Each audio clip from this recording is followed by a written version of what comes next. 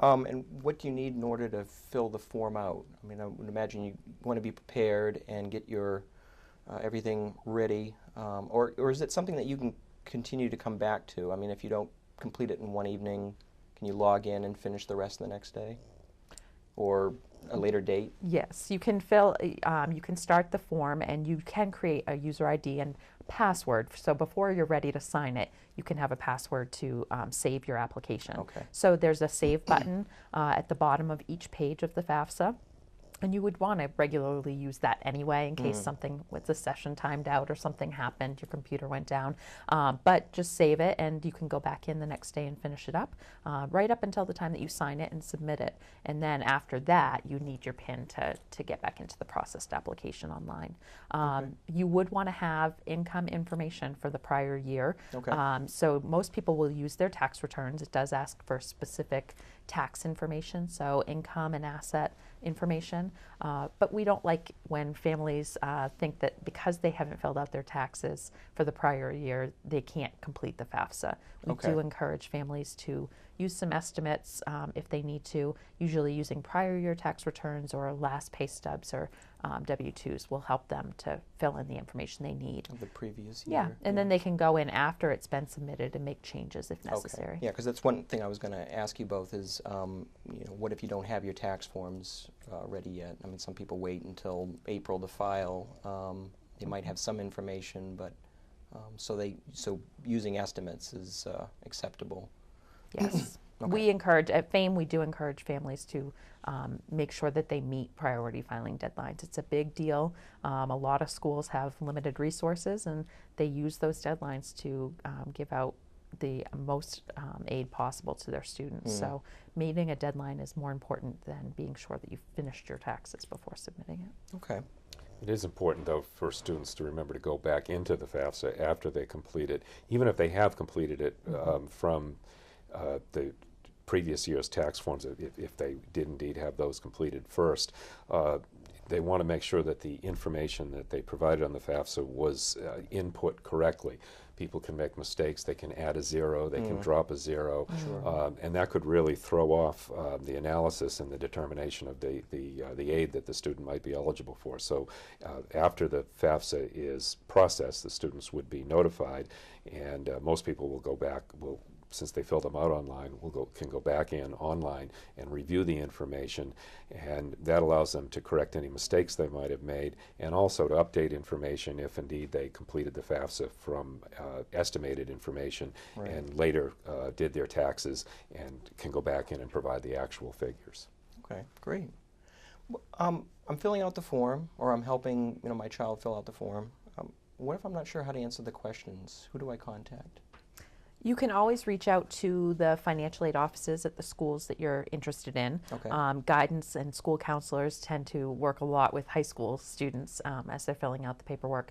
But FAME does have a customer service department, and we're happy to answer questions. That's what we're there for, and we provide free assistance in filling out the FAFSA form. So you can always contact FAME. Okay, and we're going to have all that information up on our screens at the end of the show. Great. And also throughout the show. So. We'll have the website up and some information that pertains to FAME. So great. Okay, so the FAFSA has been submitted. What happens next?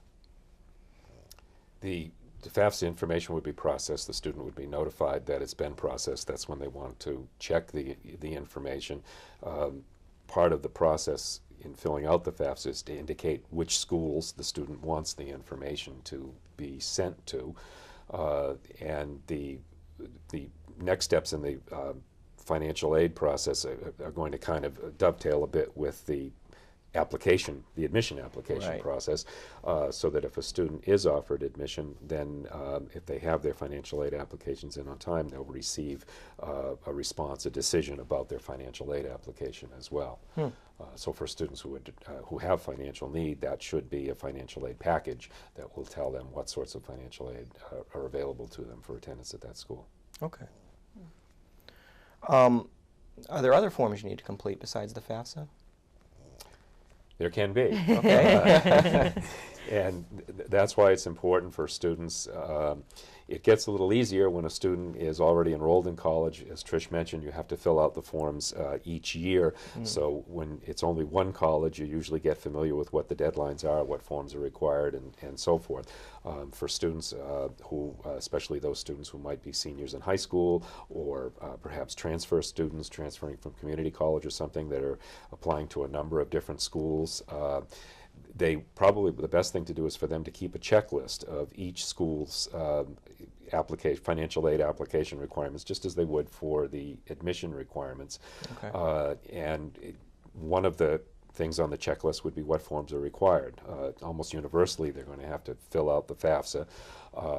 As Trish mentioned, some schools use a form called the profile, the CSS profile. That's a form that's often used by more expensive schools that could potentially give out large amounts of financial aid to students who have high levels of need. It's a College Board form. It's also filled out online. It can only be filled out online. There is a processing fee for completing that form. Okay. It's a $25 processing fee, and then $9 for each school that a student might add from there. Although for students who may come from especially low-income households, the online process will grant an automatic fee waiver to those students for completion of that form. Some schools might have their own institutional form that would be available online, or a paper form that students would fill out and send to the school. And there may also be requirements such as sending copies of tax returns, W-2 forms, things of that nature that the schools want. Usually those things are sent directly to the schools, and the schools use those to verify the information that's reported on the forms. Sometimes they'll request those on an individual basis. Other times they'll just let students know up front that certain forms are due at certain times. So that's why the students really want to put together a checklist for each school to make sure they submit the various pieces of information and that they do it on time. And check the schools that they're applying to, their website, the financial aid requirements, what's required of that school. That's correct. Okay. Yeah, most of that information is on schools' websites now. Oh, okay. And what does CSS, was it? What does that stand for again? It's College Scholarship Service, which Okay. is a part of the College Board. Okay, right. And you explained a little bit how it's different than FAFSA and who requires it. And the cost, again, was that a standard cost, or does it vary by school? No, the cost for filling out the CSS profile is paid to the College Board. It does Okay. not go to the schools, and so that is a standard cost of Okay. $25 for the first one, and then an additional $9 for each additional school. Okay, all right.